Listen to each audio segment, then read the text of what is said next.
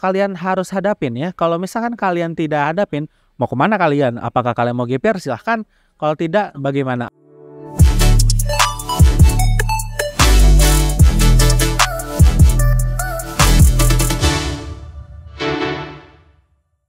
Oke, selamat datang teman-teman di Podcast with Minje. Hari ini kita akan ngebahas lebih baik PTN ujian mandiri atau PTS. Iya, ini mungkin cukup banyak yang dibingungkan ya sama teman-teman. Kita harus pilih yang mana dan bingung ya, karena kita sambil menunggu jawaban dari SNBT ya, karena beberapa hari lagi. Oke, mungkin ada beberapa pilihan sih teman-teman. Kalau misalkan teman-teman banyak cara ya. Kalau misalkan tahu kan ujian mandiri ini itu dikenal mahal ya, mahal banget. Nah ya, karena mahal banget, teman-teman mungkin di sini yang rada sulit untuk mendapatkan hal mahal tersebut ya. Kalau untuk ujian mandiri tersebut kan mahal, untuk PTS juga mahal gitu. Jadi dua-duanya mahal, tapi lebih better mana sih, atau PTS ataupun ujian mandiri? Ya pasti ke ujian mandiri kan teman-teman. Tapi teman-teman di ujian mandiri ini kan ada banyak macam ya. Contohnya misalkan SIMAK UI, UTUL UGM, atau CBT ya sekarang ya namanya, atau enggak di Unpad gitu ya, UPI ataupun yang lain-lainnya gitu.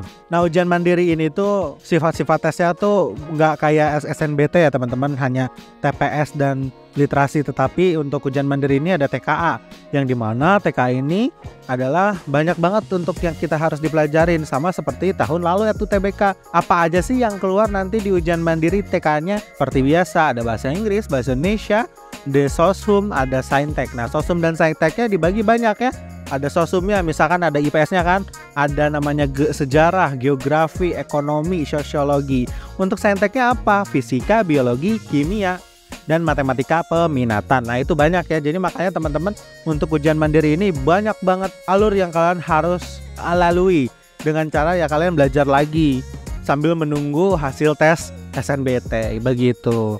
Kalau misalkan tes swasta gimana? Tes swasta sama sih, ada TKA dan TPS ya, tetapi rate untuk mendapatkan swasta tersebut tuh cepat bisa keterima, karena untuk swasta tersebut yang penting uangnya banyak, ataupun kalian mempunyai uang untuk membayar bangunan ataupun nanti UKT di akhirnya. Kan ujian UKT di beberapa universitas ada yang nggak ada untuk ujian mandiri. Misalkan ini ada pertanyaan banyak nih.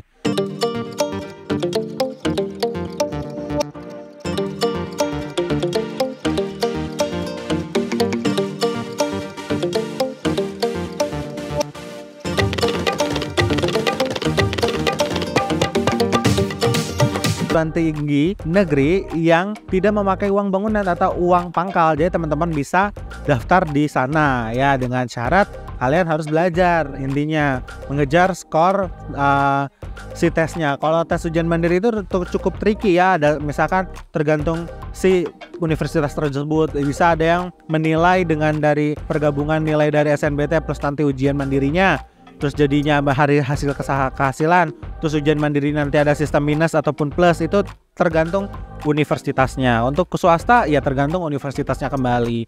Apa sih perbedaannya PTN sama PTS? Kalau PTN itu UKT-nya udah sesuai ya, jadi sesuai dengan teman orang tua kalian gajinya berapa. Kalau misalnya PTS itu tidak memandang bulu orang tuanya gajinya berapa, yang penting kalian bisa bayar UKT tersebut ataupun uang kuliah tersebut per semesternya. Jadi bagaimana teman-teman? Apakah teman-teman memilih apa nih? Mau ujian mandiri ataupun langsung ke PTS? Itu pilihan teman-teman. Jadi intinya kalian harus persiapkan dari sekarang. Jangan sampai aku takut untuk melangkah selanjutnya, karena ini adalah kalian harus hadapin ya. Kalau misalkan kalian tidak hadapin, mau kemana kalian? Apakah kalian mau GPR? Silahkan. Kalau tidak, bagaimana? Dan ini juga mungkin ada misalkan tahun terakhir kamu yang misalkan tahun depan udah nggak bisa SNBT. Nah ini dia ada jalur kamu pingin kuliah ataupun jalur kalian bisa kuliah. Oke teman-teman, hasil SNBT itu akan diumumkan pada tanggal 20 Juni 2023 di jam 3 nih ya teman-teman ya. Perlu diingat di jam 3 sore. Nah, Anda bisa mengecek hasil halaman untuk diutama di website SNBMB di snpmb.bp3kemdikbud.go.ri atau di sini ya. Nah, Anda masukkan, buka nomor si kartunya, terus tanggal lahir kamu untuk melihat hasilnya. Nah, untuk cek hasilnya tuh gampang banget ya. ini ada beberapa step ya mungkin yang teman-teman bisa perlu dicatat, yaitu yang pertama ada masuk ke website SNPMB, terus klik hasil UTBK ataupun SNBT. Nah, setelah itu teman-teman masukkan nomor kartu atau nomor pendaftaran SNBT dan masukin tanggal lahir, terus klik hasil, lihat hasil. Nah, hasil SNBT akan keluar atau ditampilkan di layar. Kalau kamu masih punya masalah, coba refresh kembali ataupun cek lagi apa tanggal lahir kamu atau nomor pendaftaran kamu. Kalau misalkan masih salah, kamu bisa hubungin helpdesk SNPMB di 0800 1191. Terus Kak, apa untuk indikasi kalau saya lulus atau tidak? Nah, untuk yang lulus contohnya seperti ini. Nah, untuk yang tidak lulus contohnya seperti ini. Oke. Nah, berikut tips untuk mengecek hasilnya untuk SNBT 2023. Yang pertama, kalian harus mempunyai device ya. Yang pastinya yaitu mau tablet, mau HP ataupun komputer ataupun laptop. Nah, pastikan udah disiap.